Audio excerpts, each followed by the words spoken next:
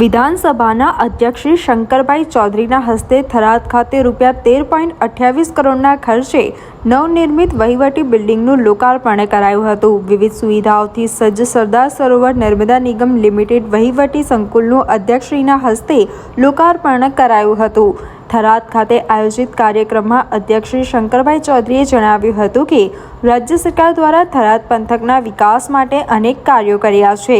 રાજ્ય સરકાર હર હંમેશા ખેડૂતોના પડખે રહીને છેવાડાના વ્યક્તિની ચિંતા કરે છે। તેમણે ખેડૂતોને અપીલ કરી હતી કે એક ટીપું પાણી બચાવીએ અને વડાપ્રધાન શ્રી નરેન્દ્રભાઈ મોદીના કેચ ધ રેઇન અભિયાનને સફળ બનાવીએ। ગામનું પાણી ગામમાં તથા સીમનું પાણી સીમમાં રહે તે માટે જળ સંચય સહિતના કાર્યો કરવા ખેડૂતોએ તેમણે આહવાન કર્યું હતું। વિધાનસભાના અધ્યક્ષશ્રીએ ખેડૂતોને અપીલ કરી હતી કે તેઓ વધુમાં વધુ સૂક્ષ્મ પિયત પદ્ધતિનો ઉપયોગ કરે, જેનાથી જમીનમાં આવતો ક્ષાર અટકાવી શકાય તથા આપણી જમીનને પચાવી શકાય। તેમણે નર્મદા નિગમને પીઆઓ ફરજિયાત આપવા અપીલ કરી હતી। દરેક ખેડૂતે પાણી માટે નર્મદા નિગમમાં નાણાં જમા કરાવવા એ આપણી ફરજ હોવું જણાવ્યું હતું। આ સાથે અધ્યક્ષશ્રીએ જાહેરાત કરતા જણાવ્યું હતું કે રાજ્ય સરકાર શ્રી અને ભૂપેન્દ્રભાઈ પટેલ દ્વારા તારીખ 22 મે 2025ના રોજ વાવ થરાદ વિસ્તારની બ્રાન્ચ કેનાલમાં નર્મદાનું પાણી છોડવામાં આવશે, જેથી કરીને ઉનાળાની ગરમીમાં પશુ પંખી અને ખેડૂતોને ફાયદો મળી રહે।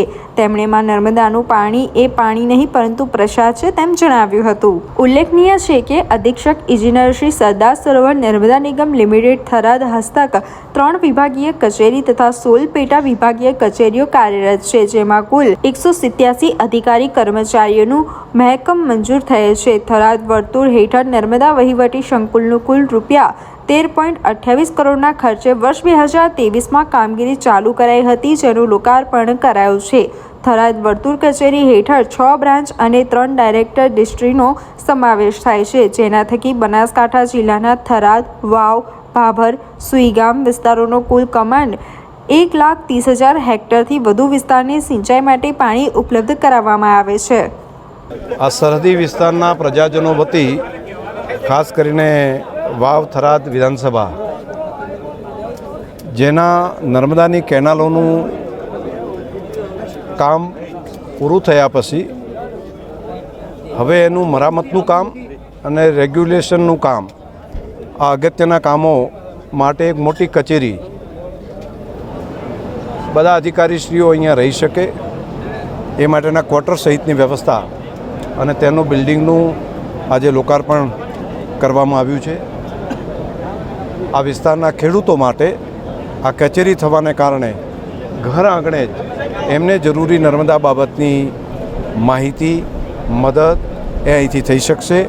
આ માટે હું રાજ્યના મુખ્યમંત્રી શ્રી ભૂપેન્દ્રભાઈ પટેલનો હૃદયપૂર્વક આભાર માનું છું।